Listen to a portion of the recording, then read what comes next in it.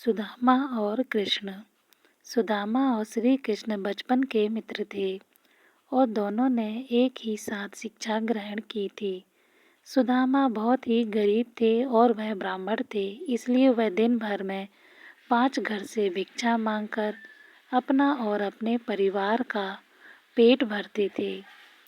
सुदामा जी को जो भी मिलता था उसी से घर का गुजारा चलता था, परंतु मिलने वाली भिक्षा उनके लिए पर्याप्त नहीं थी।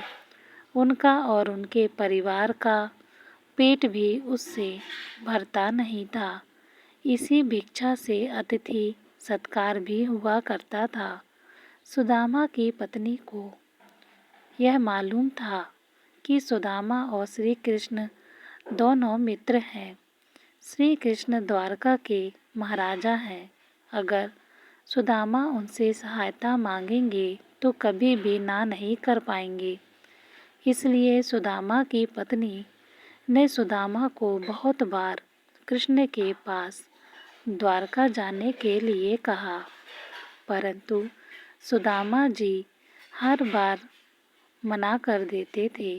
परंतु बहुत ज़्यादा प्रार्थना करने के बाद सुदामा मान गए और वह द्वारका के लिए निकल पड़े। उस समय उनके पास कोई साधन नहीं था। वह अपने पैरों पर चलते हुए द्वारका की ओर बढ़ चले। वह संकोच और लज्जा से भरे हुए द्वारका की ओर जा रहे थे। काफ़ी दूर चलने के बाद उन्हें रास्ते में एक बैलगाड़ी मिलती है, जिस पर व्यापार के लिए खूब सारा माल लगा हुआ था और जो बैलगाड़ी चला रहा था उसका नाम मुरारी था। मुरारी ने सुदामा को द्वारका चलने के लिए मना लिया। गाड़ी पर बैठकर दोनों द्वारका के पास पहुँचे। वहाँ पहुँचते ही बैलगाड़ी वाले ने सुदामा से कहा कि आपका रास्ता यहाँ से अलग है और मेरा अलग है। सुदामा आगे चलने के बाद वहाँ से वापस आ गए। उन्होंने सोचा कि मैं उस बैलगाड़ी वाले का धन्यवाद करके आता हूँ। सुदामा मंदिर के पीछे उसका धन्यवाद करने के लिए गए तो वहाँ पर कोई बैलगाड़ी नहीं थी और ना ही कोई मुरारी था।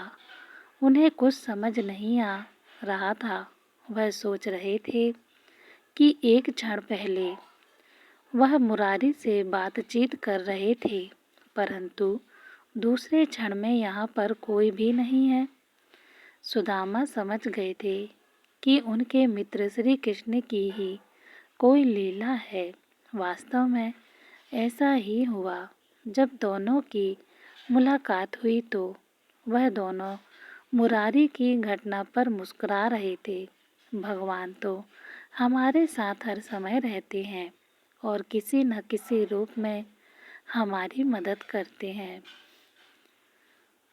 जय श्री कृष्णा। दोस्तों, वीडियो पसंद आई हो तो लाइक और शेयर ज़रूर करें और चैनल को सब्सक्राइब ना किया हो तो सब्सक्राइब ज़रूर कर लें। धन्यवाद।